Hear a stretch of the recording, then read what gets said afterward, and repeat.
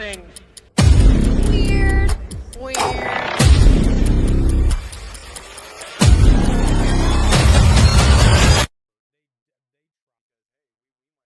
You know, someone said that frickin' Panera's Pepsi's taste funny. Better. No, I mean, What?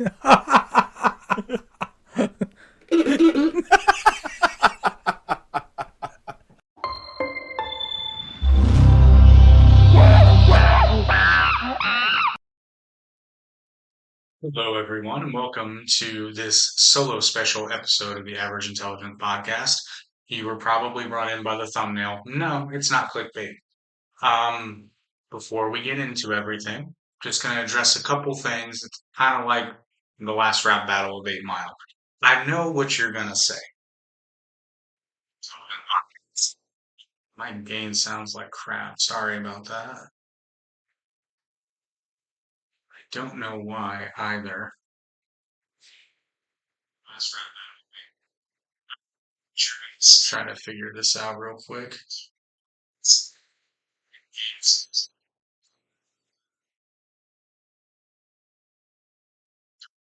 I literally do not know. It's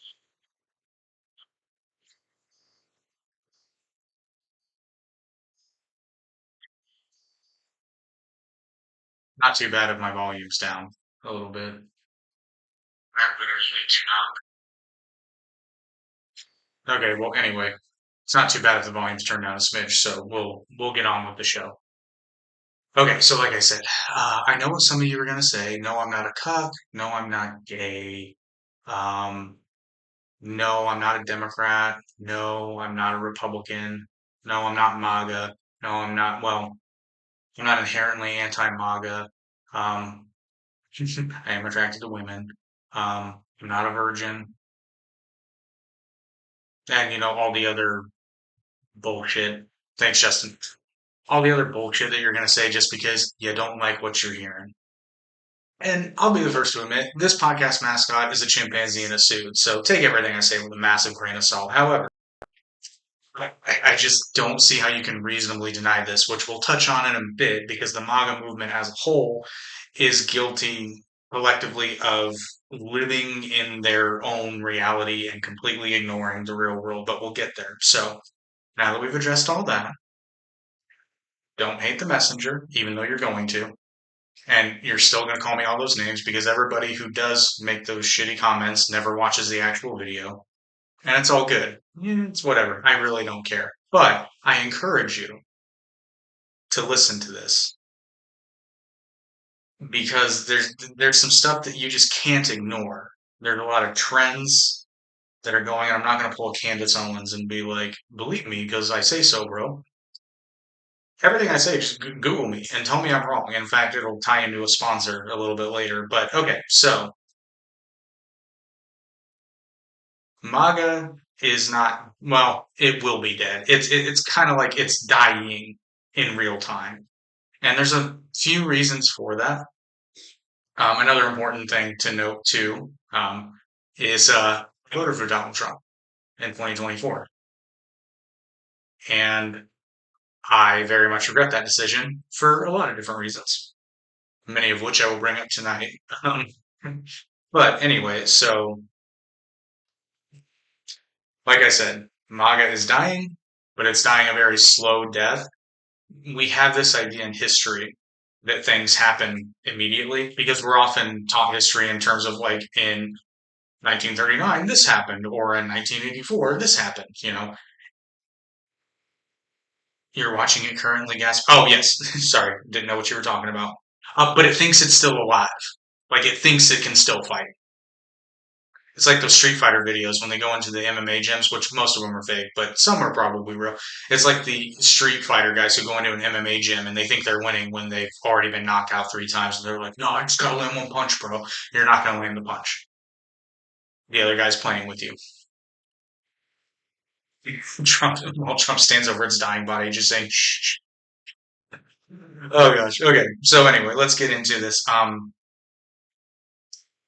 Like I said, for a lot of you, this is going to be a really hot take, but we'll come back in a year or two and see. And I don't say any of this maliciously. Um, you know, to quote Ben Shapiro, facts don't care about your feelings. I know he's like the devil now, which is hilarious, but that's a whole nother thing.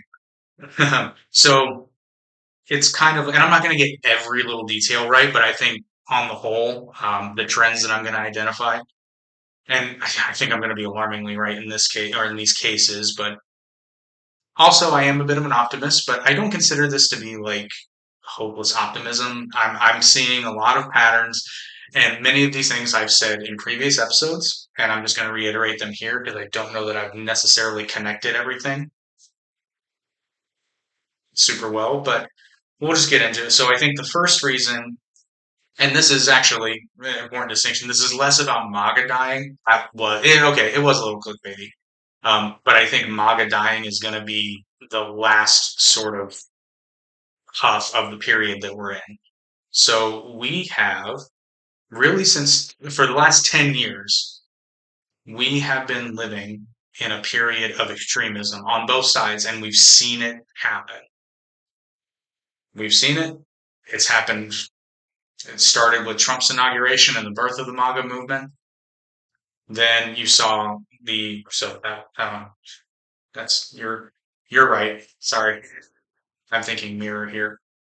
So that's your right. Yeah. If you're looking at the screen, this should be your right. No, is your left. That's my right. Ah, there we go. So you're right. So the pendulum swung right, which was a pretty big reaction to the Obama administration, who had swung left, but not over. It did definitely swing left in a second term, but then it swung to the right. And then post Trump 1.0, it swung really far to the left as a reaction. And then guess what happened with Trump 2.0? It swung way further to the right as a reaction to the Biden administration. But as we all know, at some point the pendulum can't keep swinging wide without additional force. So eventually the equilibrium will reset and return to a quasi state of normalcy because everything is cyclical. You can see it throughout history, and we'll touch on it a little bit. The main point of this is that the vast majority of people in the United States are tired of it. We're tired of the extreme points of view. And okay, you want to talk about how extreme it's gotten? The left has a coalition of people that wish death upon anyone who is Jewish for the plain and simple reason that they are in the pro-Palestine camp. I'm not going to get too far into that as a thing, but to say that that's a cut and dry issue is just stupid. But there are people who use it as an opportunity because their hatred of the Jewish people predates the current iteration of that conflict. There's also the right wing. There's members of the right wing that are on the right side of the aisle that feel the exact same way. And that's just one example. You have on the extreme left, you have people that, honest to God, probably, I don't see how they can, who honestly believe that men can become women and women can become men. They honestly believe that. And regardless of age, by the way, there are people who believe that. I don't think the majority does, but there are people who exist. You also have people on the right who, they believe a lot of things. The most concerning being that Hitler wasn't that bad of a guy. And I'm not trying to dig into that rabbit hole, but these are extremes that exist on both sides of the political aisle. And most normal people look at both of those and go, I don't know about that. I just really want to be able to afford gas. I don't know that we need to start wearing brown shirts and, you know, listing our genders in our email signature. I don't think that's necessary. So we're tired. And when people get tired of stuff, they just tend to ignore it. It's eventually it's already starting to die down. The whole culture war thing it's still out there, but it's not like it was. People have other concerns. Grocery prices are higher. Gas is coming down in many areas, but that actually generally happens in December. So even though Trump's going to take credit for it, generally happens. The winter blend is cheaper. There's less demand because there's less traveling during the Christmas holiday. Not to say there aren't going to be any traveling, but comparatively speaking, it's lower. A lot of people are working less if they're working at all. That's the reason why. But like I was saying, we've gone through, if you count Obama 2.0, Obama's second term, oh, believe you me, we're going to talk about Marjorie Taylor Greene. We're going to talk about Marjorie Taylor Greene, Justin. And there's so much about Marjorie Taylor Greene that we got to talk about because that to me was kind of the smoking gun of what's happening here. I was kind of sort of seeing it, but when she had the fallout with Trump and the MAGA movement, that you're right. She's the canary in the coal mine. She very much is the canary in the coal mine. But if we count Obama's second term, which you can make the case either way, so I'm just going to count Trump 1, Biden, and Trump 2, because those were the most extreme, I would say. We've gone through 3 presidential terms of just wild swings, absolutely wild swings. Trump being bad enough, far left and far right extremism, political violence on both sides, even more calls for political violence on both sides. I'm just going to say at the outset, both sides suck. Politicians suck. They just do. It's all their fault. Everything is their fault. But like I said, we're kind of just worn out of the outrage. At least that's the sense that I'm getting. And if you look online, there's a lot of, and like people that I know that were very political. And I mean, they still are, but people that were very political are now like, I'm just kind of sick of talking about it. I kind of want to talk about something else. I want to talk about something that makes me feel happy. I got to think that's more common. I found myself even less obsessed with the news. It's not that I don't care. It's just now that when somebody's talking about something, that's when I'll investigate it because I also don't believe anything anybody tells me anymore. But like I said, this has been going on since 2015. So for 10 straight years, the big rhetoric, the online fighting, Twitter's a horrible place, and it's even worse now. So it stands to reason that people are tired of it. Not to mention the pandemic, where both sides lied off their asses to us. And then probably the most important reason that manga is dying. And yes, I'm cheating. I have an outline, but there's a lot to remember. It's just bullet points. Leave me alone.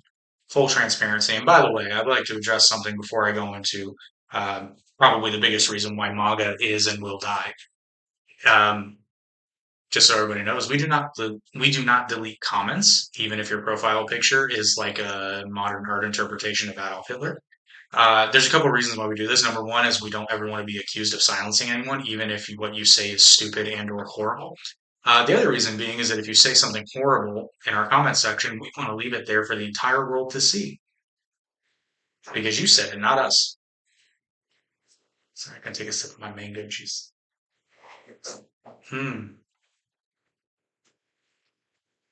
So, specifically, MAGA cannot and will not survive without Donald Trump. Because MAGA is Trump. I've seen some people argue opposite that point. It's not true. Yeah, I mean, think about it. Think about it for 1 second.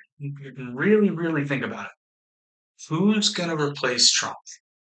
Because he can't. As much as some of you delusional people think he's going to get a third term, he's not. The Constitution forbids it.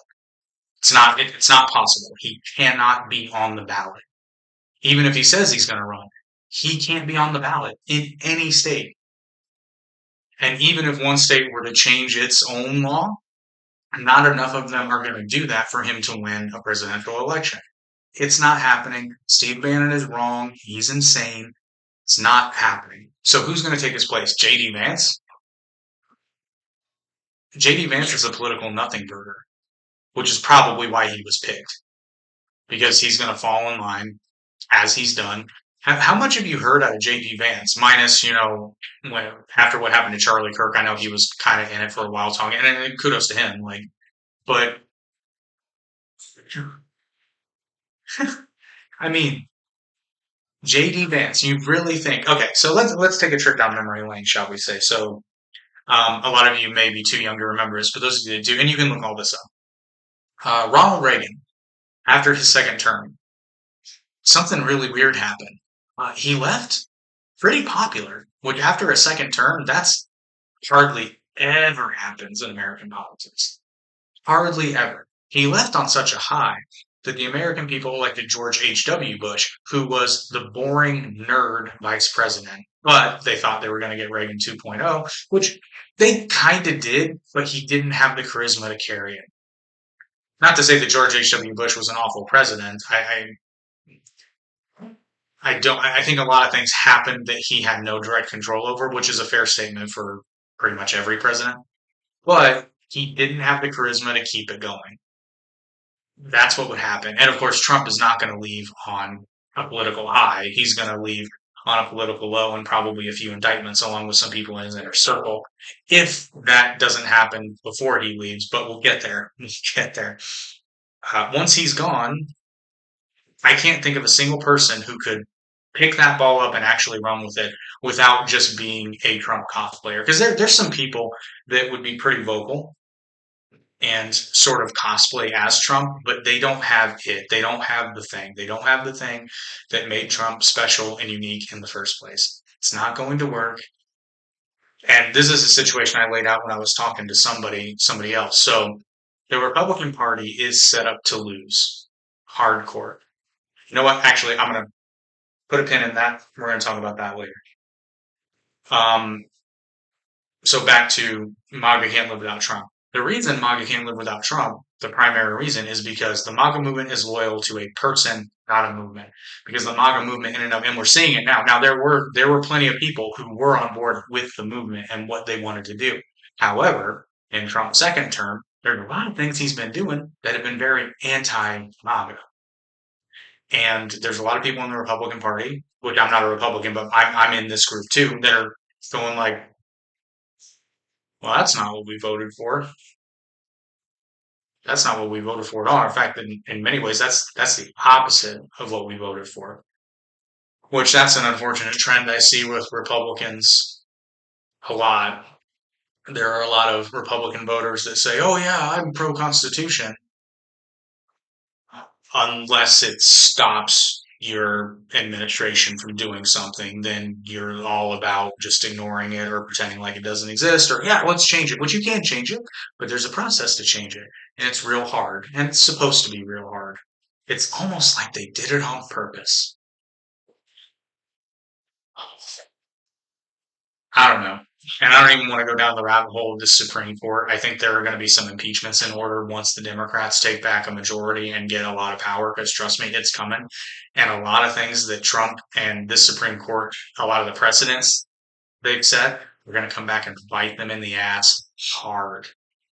Because guess what? Here's an example. If you rule, which they did, if you rule that federal judges don't have the political or the constitutional authority to grant a nationwide temporary restraining order in a case, um, yeah, the next Democrat president is going to use that maliciously, to quote DBZ abridged. Uh, It's worth noting that the only reason OSHA wasn't able to shove through those vaccine mandates was because of a federal judge granting a temporary restraining order in the state of Texas, and the case lasted until Trump was elected and then was then dropped. Had that precedent not existed, OSHA would have been driving those vaccine mandates unless you individually sued the federal government. So, best of luck with that going forward. And here's the thing, I'm not happy about that, because the Democrats are going to pass through a bunch of crap that I don't like either. But now Trump has fucked up by giving them a vehicle to do just that. And this isn't the only one. His perceived executive authority, well, the precedent's been set. What makes you think unless a Democratic president, the next Democratic president just has incredible restraint and respect to the Constitution? I know, it made me laugh too. They're going to just sign a bunch of executive orders too. and they're just going to say, well, we're just going to do it and the force will catch up. It's not a good precedent to set. Not good at all. But like I said, you'll see a lot of people trying to carry that MAGA torch, but they're not loyal to them. The MAGA movement won't be loyal to them. The base won't be loyal to them. The base will still be loyal to Trump, but Trump cannot hold the office of the president anymore. Now, I guess he could run for Congress or mayor or something, but I mean, it's not going to be the MAGA movement's a national movement, so it's not going to work. It's not going to be a thing. And then I brought this point up, and I'm going to say it. So this is why. This is the main reason why a Republican. It doesn't matter who they run. If it's not Trump, which they can't run, the Republicans have a snowball's chance, less than a snowball's chance in hell. It's not happening, and here's why. So let's say that the Republican Party wants to keep the MAGA train moving, so they do just that. They get a MAGA candidate who doesn't have the panache, he doesn't have the flair that Trump had. It's not going to compare him. Plus, Trump has pissed off a lot of people, even on the right. Not the far right. Well, no, actually, that's not true. He's pissed off people on the far right as well. Now, are they going to vote Democrat? No, but they might abstain from voting, or they might be more inclined to vote third party, like I'm going to do, and I regret not doing. And then the other thing the Republicans may do is they might say, okay, you know what? We're going to go back modern. We're going to go back old school Republicanism. That's going to piss off the MAGA base. And like I said, they're not going to vote for a Democrat, but they'll probably just stay home and say, it's all rigged anyway. Why bother? Trust me, it'll happen. It's going to happen in the midterms even more because midterms typically have lower voter turnout anyway. So, and the GOP is fracturing as much as people don't like to admit it, but it's worse in the pundit wars that we're seeing going on right now, but it is a reflection of the right in general. You know, you have your people like Candace Owens embracing your Nick Fuenteses, and there's another one whose name I can't remember. Why can't I remember? I can't remember his name, but you get my point. Your Candace Owens, your Nick Fuenteses, your attacking people like Ben Shapiro, who this is so funny to me that people are calling Ben Shapiro a Democrat agent, and it's like, yeah, I get it. You might be further to the right than him, but to call him a Democrat agent is, I mean, come on. Really? There's this warping of reality that's happening in the MAGA movement. I'll be honest, Justin. I don't really know where Tim Pool stands on this. I saw a video today where he was not calling out, but he was mad at Candace Owens. But Tim Pool frustrates me sometimes because I never quite know. Which I mean, he can believe what he wants. I'm not. He frustrates me intellectually because he seems to be all over the map. Oh yeah, Milo Yiannopoulos is popping back up. I noticed that he's around. I also saw that clip that you commented on where Piers Morgan asked Nick Fuentes if he was a virgin. I thought that was quite funny. See, you thought that was, I mean, it was crass. It was beneath Piers Morgan, but boy, was it funny. So that, in combination with what Trump has done, or rather what Trump has not done in terms of what people on the right wanted, is going to lead to political fallout. You're first going to see it in 2026 in the midterms. My personal prediction, Republicans are going to lose at least one House of Congress, and I hope it's only one, because I've said many, many times my ideal political structure of the U.S. government is one House of Congress controlled by the Republicans. My preference is the House of Representatives because that's where most tax legislation starts, and one House controlled by the Democrats. Usually I like that to be the Senate because the Senate's really good at just stopping shit that the other party wants to do, and vice versa. And my ideal scenario would be Ron Swanson in the White House, very much like he lays out in Parks and Rec. It would require a constitutional amendment, but I'll take an 8-year libertarian president just vetoing everything, almost everything. In fact, you know what? Just veto basically all of it. There's a few exceptions that might go through. That would be my ideal political. So I want, this is important. I don't want the Democrats to take both houses of Congress because then when a Democrat president comes in, bad things are going to happen. Very bad things are going to happen. Just that side. Is that your left or my right? That's my left. So no, I'm sorry, on that side, on the left side, whichever side is your left. It's confusing. My mascot's a chimp in a suit. Oh yeah, so yeah, like I'm saying, by the time 2028 rolls around, I, almost any Democrat will be a Republican, particularly a MAGA Republican candidate, and a non-MAGA. I almost said a non-Muggle Republican. A not Republicans don't believe magic is real. They're all Muggles. Um, a non-MAGA Republican has no chance whatsoever. None, because they don't have the hardcore Trump base. So there's always a chance that something majorly shifts. I've said for a long time, in fact, I did an episode a while back ago that Trump could turn it around if he did these certain things. But I think even if he did, I think if he turned all the stuff around, like if he got rid of all the unnecessary tariffs, if he softened his immigration policy, if he stopped talking like he does, if he started respecting the Constitution, it's too late now. The midterms are next year. The damage has been done. There's no recovery. Short of saving the United States from a nation-ending cataclysm, I just don't see, which I don't think he could anyway. I just don't think he can. And he's surrounded by people that are ignorant. Yeah, that's what I'm saying. I don't know that the party itself will split necessarily, although okay, I wasn't going to bring this up. I brought this up before. I think the smartest thing that Trump could do politically, and I don't want him to actually, I don't want him to do it. I kind of do want him to do this. It would be a favor to the Republican Party, not immediately, but very much further down the line. Trump really should start a political party. He should start the MAGA party, and their color should be orange. I'm just saying, it should. It would be, it'd make him a lot of money. It'd make him a lot of money if he was the chairman of that party. And that's actually probably the only way the MAGA movement could survive, but it would be fringe. It would be extremely fringe. And it's not a good long term strategy because Trump turns on people like that. Okay, so let's go ahead and bring up Marjorie Taylor Greene. We'll bring up Marjorie Taylor Greene, but first, a quick word from our first sponsor of the evening. Stop wasting your time on manually editing your videos. The secret AI tool will do the work for you. One of the best things about it is that it gives your video the potential to go viral. Visit this page, sign in, create a project by clicking on this button. Choose a video that you want to use. Click on the AI clip button. Wait for the magic. It is scanning through the video and looking for the parts that has the potential to go viral.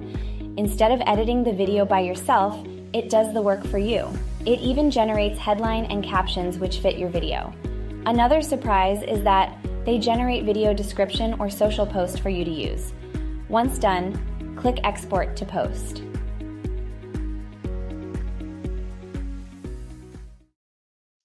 So click the first link in the description and you can get started with Vizard today, especially if you make content on YouTube or really anywhere on the internet.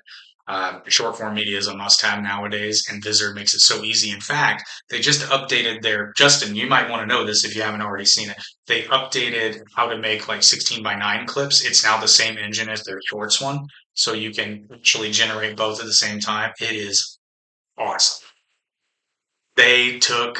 So they asked me what sort of features we would want. And they did almost everything that I asked for, including the ability to elongate. So like if your clip now is cut a little bit shorter and you want it, you can go in and just extend it. It's marvelous. And there's no time limit now. There is for what it'll cut, but if you want to stretch that to a 20-minute clip, you theoretically can. It is fantastic. So yeah, let's talk about Marjorie Taylor Greene because that was a nail in the coffin for me on this one. So it's party's going to split in half, cause a vote split. Yes.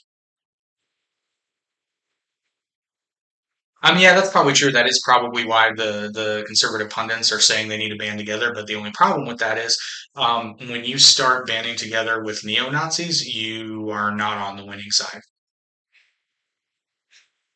I mean, morally or pragmatically, you're not winning that fight.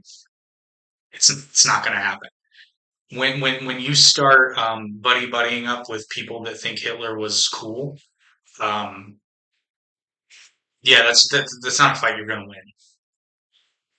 And the fact that some people don't see that, there are some people on the right that are like, absolutely not, this is not going to happen. Um, but there are way too many people on the right that are just kind of okay with this. And look at you, Tucker. Looking at you. That's true. They do hate each other either way. But I did. Justin pointed this out. He was one of the earliest people. I mean, like people just saw it. It was quite funny when Matt Walsh made that plea. Like we need to band together. There were like several people that were like, absolutely not. That was very funny. And I want to reiterate something here. There, okay, and this one, I'm very firm on this one. There will be a Democrat president in 2028. It's going to happen. I don't know who it is yet. It's way too early to tell. A lot can happen. I think some early favorites. You've got Gavin Newsom was probably going to run. Kamala Harris says she's not going to run, but I don't believe her. I think she's saying that because, funnily enough, I know she's doing a book tour because she's coming to my city, and I actually sent it to Eric, and I said, "You want to go somewhere and then get asked to be and get asked to leave by security 10 minutes in?" Because I kind of do. I really want to read her book.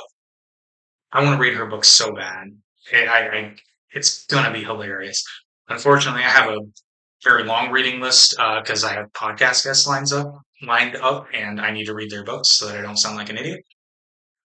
But anyway, the reason we will have a Democrat president, by the way, isn't because Democrats have united, although they kind of have in the sense that they're all anti-Trump, which I guess is more unified than the Republicans, which is funny because the only reason the right unified was because they were like, we want a better economy. And then Trump said, I'll give you a better economy. And then he didn't give them a better economy. Um, so yeah, he lost that unifying. It's going to be very interesting because I remember that. I remember like, you can watch election night too with us. Um, they were given a mandate. They're very right about that. They were given a mandate, and then they took the mandate and they threw it on the ground, kicked it, Macho Man elbow dropped it, peed on it, shit on it, and then picked it up and says, "Well, we still got a mandate." That's not how it works. So, like I said, pro-Trump candidates will get hammered because of the anti-Trump sentiment, and anti-Trump Republicans don't have a chance because Democrats sure aren't going to vote for them, and the MAGA base will not vote for them either. There's going to be a couple, they'll vote Republican no matter what. But I think because Trump brought so many non-political people into that base that they're just going to leave. They're not going to be inclined to vote for somebody they're not, in love with and worship. And then there's the sort of public mood that's going to shift, hopefully. But I see these trends happening. I think, as Justin always says, make politics boring again. I think there's a lot of people, like even on YouTube, there's been an uptick in more pop culture content. I've noticed that our pop culture content tends to do better, especially in the short form media. Podcasting, political stuff still does pretty well, but in the shorts, generally speaking, pop culture stuff does way better and it's more positive. It's less of like, this is a hot take debate. It's more like, yeah, that show was really good or that movie or that game was really good. Notice that. And people just, well, because there's so many people now on the internet or on live television just getting up there and saying stupid shit. And people are sick of it. They just want to tune out.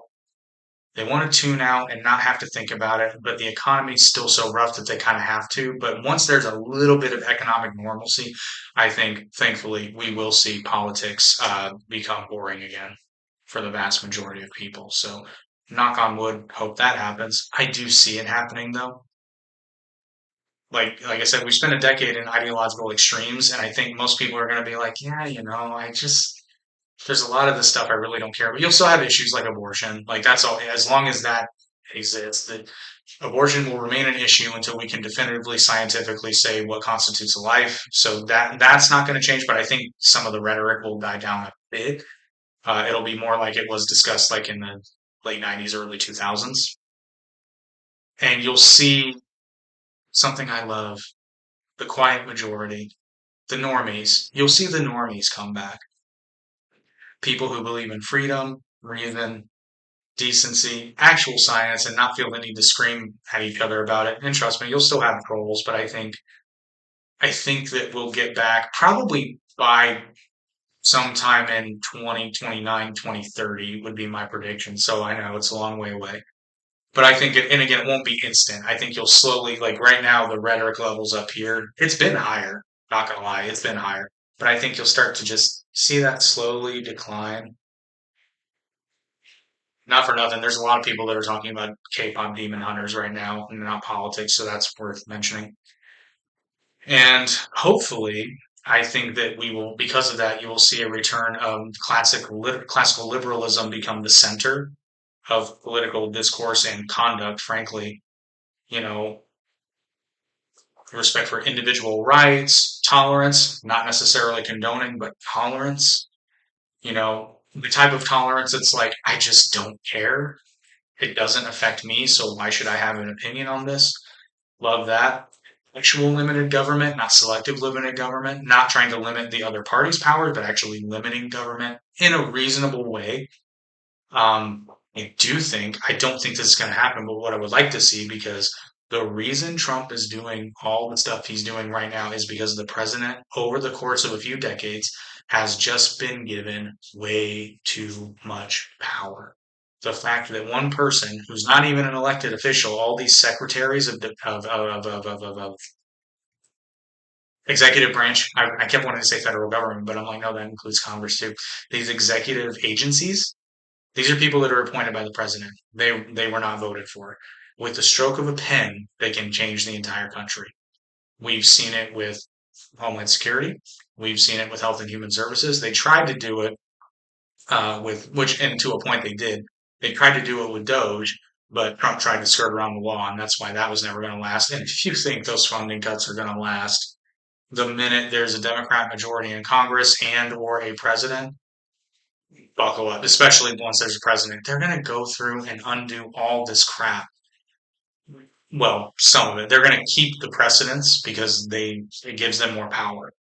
But believe you me, all the stuff that Trump has done, all the tariffs, all these executive orders, all the immigration enforcement, some of it, not all of it, the shifting in funding, everything they're doing at HHS, it's all gonna get reversed.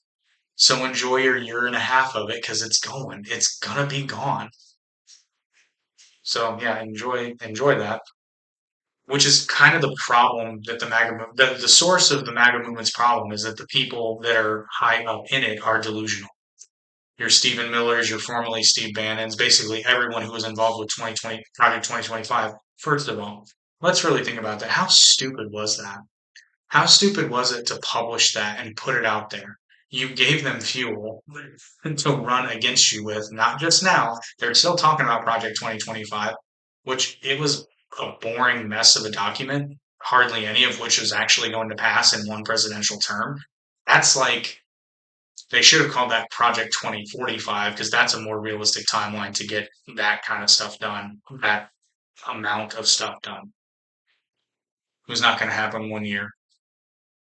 But yeah, so I predict that social progress will continue to move forward, but with a little bit more restraint. So I think we will become more progressive because, by its very nature, progressivism will win because progressivism moves forward. Conservatism, I forget who said it, but conservatism is best described as like, we know things are going to change, we just don't want it super duper fast, which makes conservatism not particularly sexy because if they were picketing and said, what do we want? Slow incremental change. When do we want it? A few years from now. It's not as it's not as sexy. But here's an example of that. So look at gay marriage. 20 years ago, it was a really hot button issue. Nowadays, there are even a lot of Republicans that are just like, meh, don't care. It's not, they may not even personally agree with it, but it's not an issue that they're going to fight for politically. It's not. They're not going to repeal it, and good luck if you try, because you want to talk about an election swinger.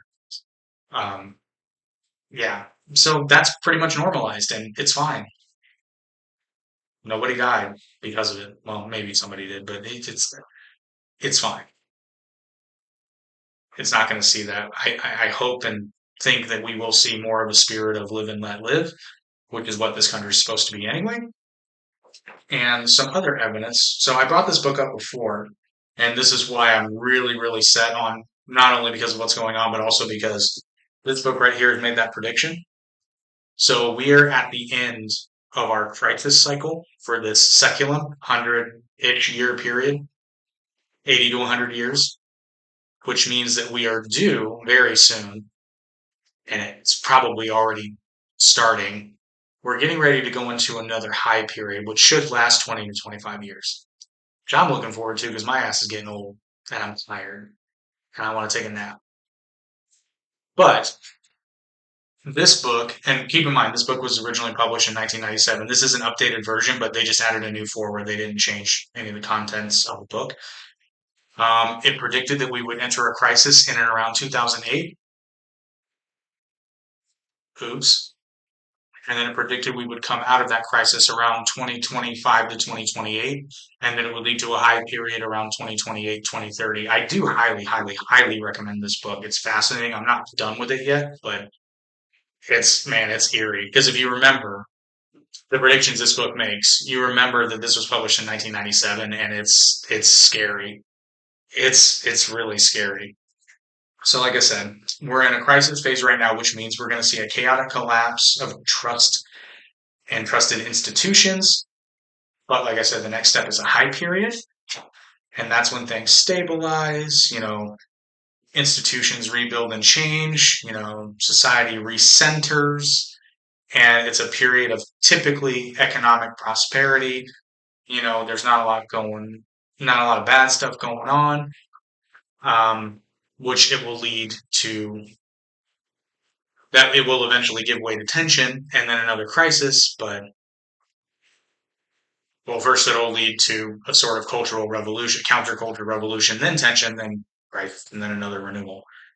But hopefully this shall come to pass. And there are some historical precedents to point out. I mean, if you want me to name more, I will. But, like, case in point, look at the 1950s after the Second World War. That was a pretty big crisis. And the high point, what is often looked at as the highest point of American society, was the 50s and 60s, more so the 60s. But that's a good example. The 50s and 60s were the high, and then the counterculture movements of the 60s that led into the 70s was the transformation, the counterculture revolution, which then gave way to a crisis. Economic downturn, all that.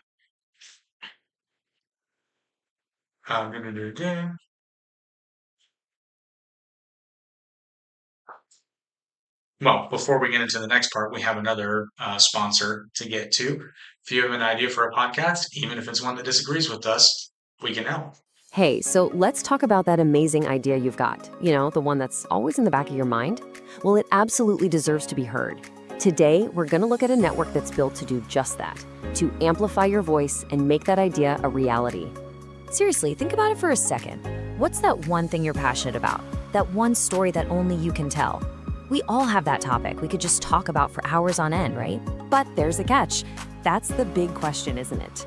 It's the hurdle that stops so many fantastic ideas cold.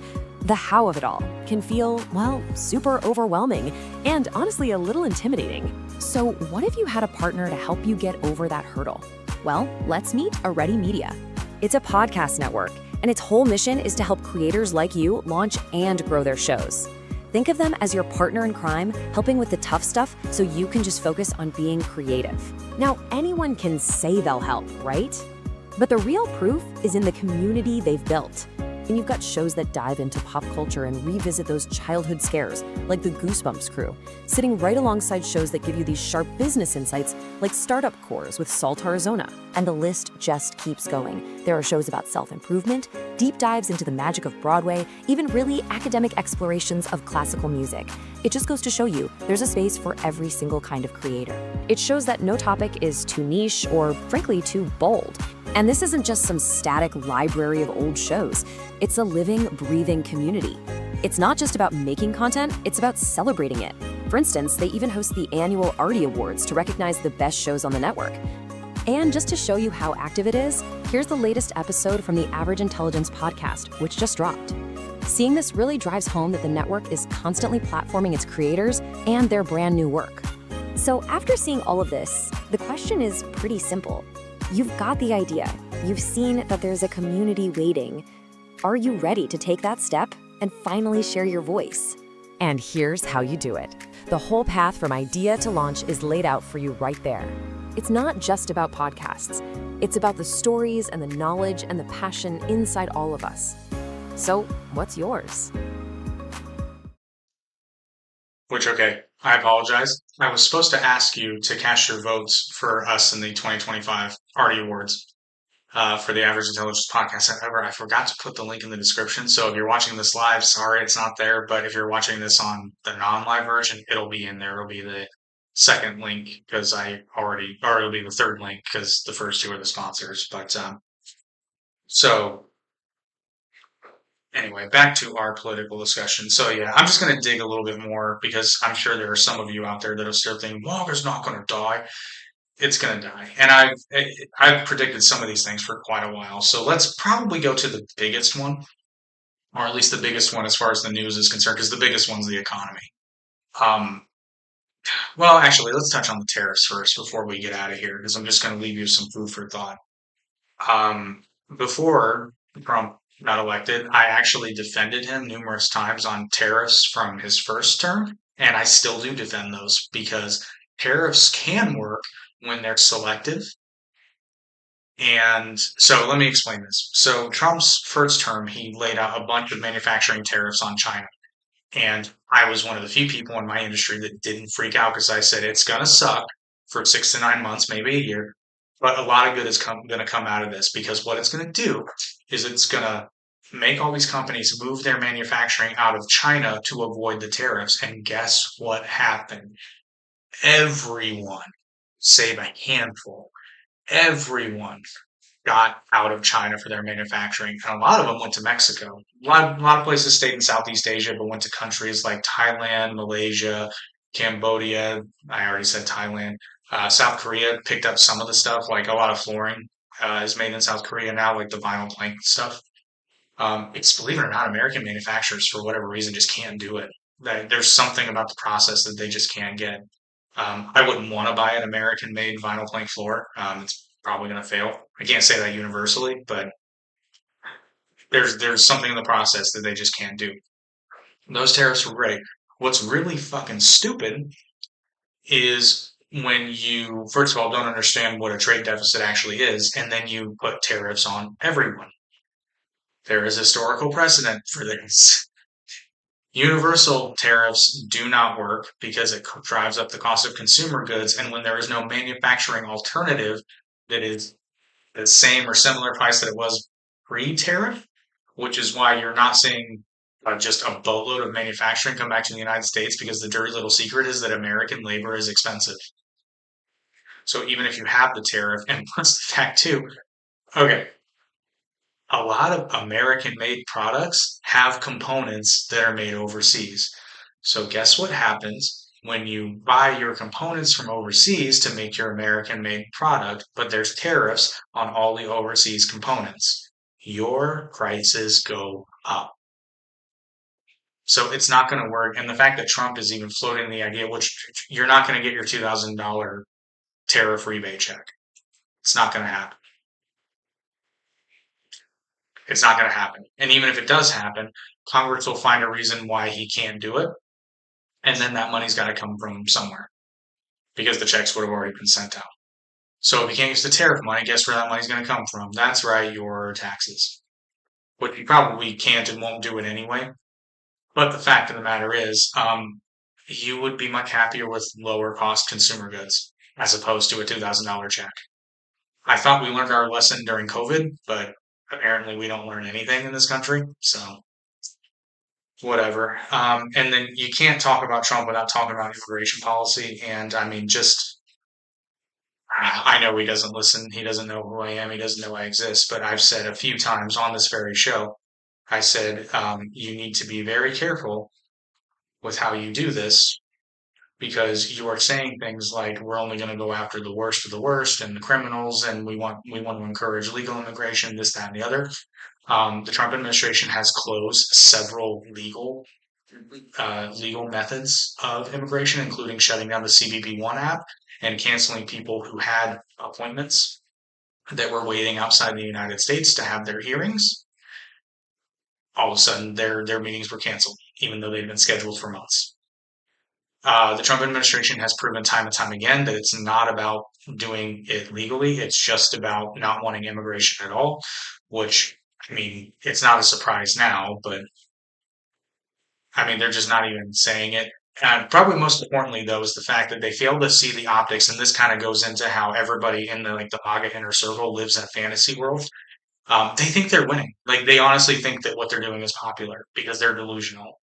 They don't live in the real world. I believe I said something to the effect of, if not exactly, on this podcast, that the public is only going to be able to tolerate seeing a certain, and it's a low number, a certain number of videos of people being dragged out of their cars, children being, pried out of the hands of their parents, particularly their mothers, sobbing people being shoved into vehicles and cars.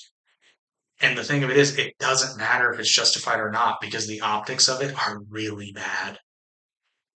The optics are really bad. And the Trump administration isn't helping themselves at all because then they post trolling videos using copyrighted music, which is really fucking stupid. Um, and they think they're being funny. And to their small little circle, they are. They think it's hilarious. But the rest of us, the normal people, are like, no, these are people. And you're not supposed to treat people this way. And let's not even get into the fact that now they've decided that they can just kill people at sea randomly. You know, the MAGA base will love it, but more moderate or reasonable people, they're dropping like flies daily because they see things. They get to that point where they see something and go, yeah, no, I can't. That's not for me. That's not what I want. That's not what I'm about. And I'm one of those people. And then we add to the fact that none of them can take a joke, not a one of them. Like, I'm actually probably going to start watching Saturday Night Live again because they've had some bangers, and not all of them political. But I saw I don't remember if it was last week or the week before, but they did a cold open where the guy from Weekend Update, like he's married to Scarlett Johansson. Funny guy, but man, he did a bit where he was Pete Hegseth. Oh man, that was so funny. And apparently Pete Hegseth was so mad about it that he called for him. It's Colin Yost, I think. He called for him to be arrested. Um, First of all, First Amendment's a thing, especially when you don't like it. My theory is that Pete Hegseth only still has a job because his name has one syllable and he can't be bothered to learn a new name. Did you watch that cold open, Justin? Ah, it was very funny. It was very funny. And then South Park, which I haven't watched the South Park episode. I know who you were talking about, Justin. And then I haven't watched the South Park episode skewering Hegseth yet, but I did see the one where they skewered Christy Nome, who, hey, if you watch this podcast, you know I've never liked Christy Nome. And ooh, yeah, Christy Nome is a terrible person. She is awful. And then let's not get into just the blatant ignoring the law and the fact, and probably the most important thing politically that Trump is doing is he's not fixing the economy and he's still spending a ton of money, which last I checked, Republicans didn't like the federal government spending money. But I guess it's okay when they're doing things that you like, which has been a criticism. Granted, that's been a criticism of the Republican Party well before Trump, is like they claim to be fiscally conservative. What they really mean is selectively conservative. Because they'll dump truckloads of money on stuff that they want to dump truckloads of money on. But I guess to recap, yeah, MAGA's dying for so many reasons, not least of which being Trump's out after this term. He can't be involved unless he creates a political party, which even then it'll be so fringe that they won't stand a chance. Certainly not presidentially. They might get a few candidates here and there into Congress, but it's not going to happen. Well, and then yeah, let's talk about this. The fact that Trump is being very non-Republican right now. Um, so for those of you who don't know, he has I think it's safe to say he's kicked Marjorie Taylor Greene out of MAGA, which is strange because she was one of his biggest supporters. I don't know if you guys remember that. She was like Miss MAGA. She was Trump could do no wrong. His farts didn't stink, and Trump didn't even fart.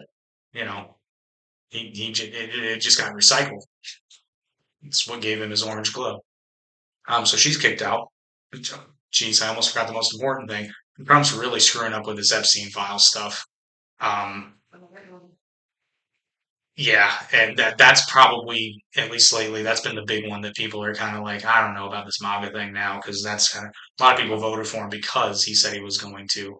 When questioned, he said he was going to release the Epstein list, and they still haven't. And Pam Bondi might actually get indicted, which I mean, obviously not now. She's not going to indict herself, but it might come. I think there's going to be a few indictments actually, like everyone. I think everybody's going to get indicted. I don't know if it'll stick, but I think it's coming. And plus, the fact too, if the Democrats get a majority in the Senate, they're going to impeach him. They're going to impeach him and probably a couple Supreme Court justices. It's coming. So there's that, and then there's the fact that just the Trump administration. And I blame Stephen Miller for this primarily, but they're all clueless when it comes to optics. They just don't get it. I think JD Vance kind of gets it, but he's the nerdy kid in their group. He's the fat friend that everybody. He's there to be the punching bag of the group, so that they don't have to bring in a Democrat. But long story short, my predictions. Um, Obviously, Trump's not getting a third term. Democrats are going to take at least one house of Congress, if not both, in the midterms. And then in 2028, we will have a Democrat president. And whether through a unifying figure, which Eric's theory is that a descendant of Martin Luther King Jr. is going to run in 2028 and win, and she will unify the country into a glorious, harmonious era. I like to think that's true. But regardless, whether it's political fatigue or a unifying figure, I think we will see a return to more normal political discourse. Remember when we used to argue over taxes? Those were the good old days. But I guess in closing, those are my predictions. And believe you me, we'll be talking about Trump more. It's more fun when Eric and I can go back and forth, which he will supposedly, I shouldn't say supposedly, the plan is for him to be back next week because he solved his internet issue. But we're going to have some fun talking about the best game ever made. And it's not just our opinion now, it's on paper somewhere to bring some levity back. But we're going to touch on some big stuff. And like I said, a lot's going to happen between now and then, but I just don't think you can argue with these trends. I think the right's going to split philosophically, if not literally. And but we'll see. But until then, make sure to check out visitor.ai